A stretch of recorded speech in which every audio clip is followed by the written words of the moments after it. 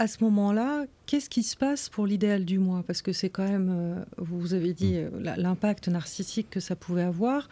Quels sont les aménagements possibles éventuellement, les investissements peut-être? Enfin, qu'est-ce qui se joue à ce moment-là au niveau de cette instance psychique? Ben oui, là on touche à quelque chose qui est... Enfin, tout exige de la nuance et de la délicatesse. Mais là, on touche en effet à quelque chose dont on voit combien ça peut être une zone de souffrance chez des femmes et des hommes qui vieillissent. Parce qu'il y a ce que, quand on est petit, on voudrait faire. Et puis un principe de réalité nous montre que ce que d'autres font, nous, on ne peut pas. On n'a pas les capacités intellectuelles pour, on n'a pas les capacités physiques pour, on n'a pas les moyens financiers pour. Oui. Il y a toute une clinique du vieillissement, par exemple, qui est très entachée par la guerre.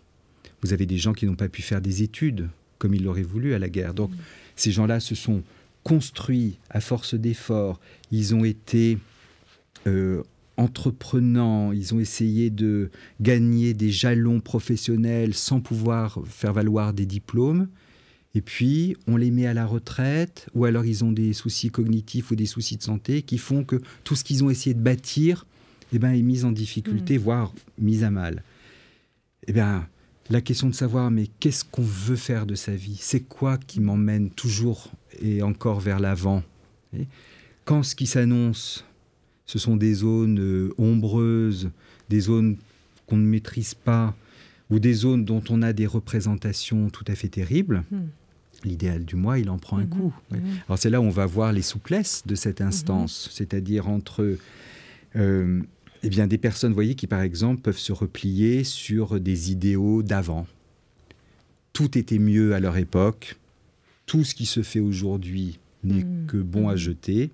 Et on voit parfois des intransigeances, alors qui participent beaucoup. Alors, à la fois, la société y est pour une part pour quelque chose, mais on voit aussi parfois des intransigeances dans la façon de mobiliser ses propres idéaux, à ne pas du tout pouvoir faire la moindre concession par rapport aux difficultés qui arrivent aujourd'hui.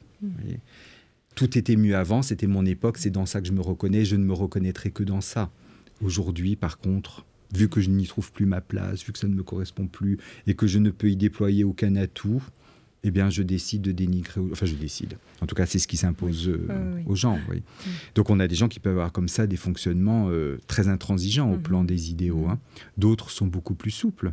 C'est-à-dire qu'à la fois, il y a une vraie reconnaissance, une vraie capacité de renoncement à des choses que l'on ne peut plus faire comme avant, et à des choses qu'on aurait bien voulu faire et qu'on sait qu'on ne fera plus. Mais oui. Parce que c'est ça aussi l'idéal du moi, c'est aussi la possibilité de repousser les satisfactions à plus tard. D'habitude, on peut toujours se dire, bon, je serai grandiose un peu plus tard, c'est pas grave, j'ai encore un petit peu ou sous-être grandiose. Vous voyez, l'idée que je voudrais bien vivre ça. Voilà, exactement.